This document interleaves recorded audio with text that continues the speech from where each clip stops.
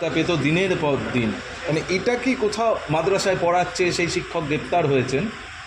বাংলাদেশের sleeper sell এইভাবেই এ রাজ্যে ছড়াচ্ছে। আমরা ততদিন ধরে এটাই বলে আসছি, আজকে প্রমাণ হয়ে গেল তো যে মমতা বন্দ্যোপাধ্যায় এটাই করেছেন, বাংলাদেশি নাগরিকদেরকে নিয়ে এসে এখানে এখনও চলছে, এখনও সমান তালে এই বিষয়গুলো চলছে এবং আগামী দিনে চরম বিপদের সামনে পশ্চিমবঙ্গ পড়তে চলেছে যদি মানুষ সাবধান না হয়।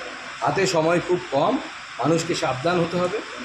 যেদিকে যাচ্ছে সেই জন্য মানুষকে সেই ভোট বাক্সে মানুষের সেই আক্রোশটাকে আনতে হবে, তবে পশ্চিমবঙ্গ বাঁচবে, নচেত আগামী দিনে পশ্চিমবঙ্গ বাঁচবে না। এইভাবে প্রচুর স্লিপার সেল বাংলাদেশি নাগরিক দিনের পর দিন মুর্শিদাবাদ, উত্তর চব্বিশ পরগনা, দক্ষিণ চব্বিশ পরগনা সীমান্ত পেরিয়ে এসে পশ্চিমবঙ্গের ডেমোগ্রাফিকে চেঞ্জ করেছে। সিপিএম আমলে হতো, এখনও হচ্ছে। অভ্যন্তরীণ রাজনীতি মূলত দায়ী এই পরিস্থিতি তৈরির জন্য। অবশ্যই, এবং তৃণমূল কংগ্রেসকে এই যারা শক্তি আছে, এই ধরনের শক্তি, ভারত বিরোধী শক্তি, তারা তৃণমূল কংগ্রেসকেও ব্যবহার করছে।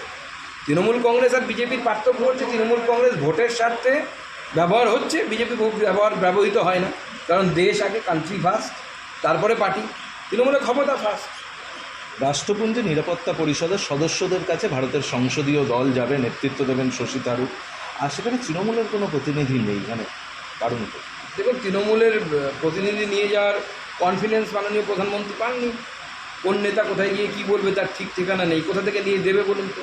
তৃণমূলের যদি সিনিয়র মোস্ট সাংসদদেরকে ধরতে হয়, সুদীপ বন্দ্যোপাধ্যায়, উনি এই মুহূর্তে তাকে জেলা সভাপতি থেকে সরিয়ে দেওয়া হয়েছে, অতএব পার্টিই তাকে সাইড করছে। দ্বিতীয় জায়গায় আছে সৌগত রায়, তিনি বলছেন যুদ্ধ বলে কিছু হয়নি, কিছু এদিক ওদিকে নাকি টুবড়ি টুবড়ি ফেলা হয়েছে, বোম টোম ফেলা হয়েছে। যাকে যুদ্ধের হয়েছে কিনা, যুদ্ধ হয়েছে কিনা প্রমাণ দিতে গিয়ে ভারতীয় সেনাবাহিনীকে মনে হয় আগামী দিনে ব্রহ্মসের সাথে সৌগত রায়কেই বেঁধে তারপরে পাকিস্তানে পাঠাতে হবে, এরকম পরিস্থিতি। তাকে আপনি অন্য দেশে পাঠাবেন, তো ওখানে গিয়ে কী বলে আসবে তার ঠিক নেই, বাংলাদেশের পরে হয়তো কথা বলে চলে যাবে। শশী থারুরকে নেতৃত্বে আনার কংগ্রেস বলছে যে তারা কোনো শশী থারুরের নাম তারা পাঠায়নি, অন্য 4টি নাম তারা পাঠিয়েছিল। দেখুন, বিভিন্ন লোকদেরকে নেওয়া হবে, এই নাম পাঠাতেই পারে কংগ্রেস, কিন্তু মাননীয় প্রধানমন্ত্রীর তো এইটুকু মানে ইয়ে আছে, স্বাধীনতা আছে। যেমন অটলজিকে পাঠিয়েছিলেন তৎকালীন প্রধানমন্ত্রীর স্বাধীনতা না এটা, তিনি কাকে পাঠাবেন।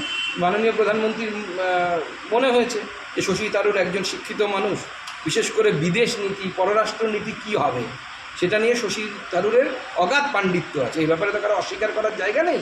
আমাদের রাজনৈতিকভাবে উল্টো দিকে উনি থাকতে পারেন। আমি ওনার সাথে কমিটিতে ছিলাম একসাথে, আমরা দেখেছি, শিখেছি ওনার কাছ থেকে। তো স্বাভাবিকভাবে সেরকম একজন পণ্ডিত ব্যক্তিকে বেছেছেন মাননীয় প্রধানমন্ত্রী, যোগ্য ব্যক্তিকে, যিনি এক্সটার্নাল অ্যাফেয়ার্স বোঝেন।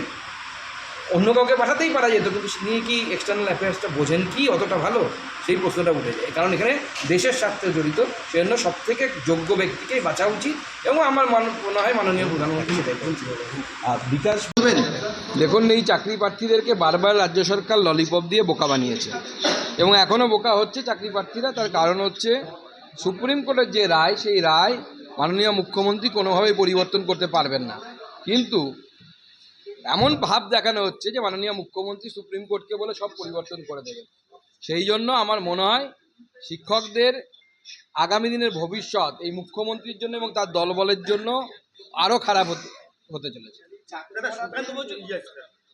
ফিরহাদ হাকিম বলছে যে চাকরি নামে যে আন্দোলন হচ্ছে, এই আন্দোলনটা নাকি লোক দেখানো। দেখুন, ফিরহাদ হাকিম সাহেব যদি বা তৃণমূল কংগ্রেসের নেতারা যদি কোনো পরীক্ষা দিয়ে চাকরি পেতেন না, এবং তারপরে যদি চাকরি পাওয়া কত কঠিন সেটা বুঝতে পারতেন, এবং চাকরিটা যে চলে গেছে, এবং চলে গেছে লোকের দোষে, নিজেরা ভুল করে কোনো চাকরি যায়নি, কিন্তু লোকের দোষে তৃণমূল কংগ্রেস চুরি করেছে বলে শিক্ষকদের চাকরি চলে গেছে, সেটা শিক্ষকদের দুঃখ কষ্ট ফিরহাদ হাকিম সাহেব বুঝতে পারবেন না। উনি বলছেন যে সুপ্রিম কোর্টের রায় বিকাশ ভবনের সামনে আন্দোলন করে বদলানো সম্ভব নয়। এতদিন পর সেই বোধোদয়টা হলো, তাহলে নেতাজি ইন্ডোর স্টেডিয়ামে ডেকে শিক্ষকদেরকে নিয়ে মিটিং করার কি মানে ছিল?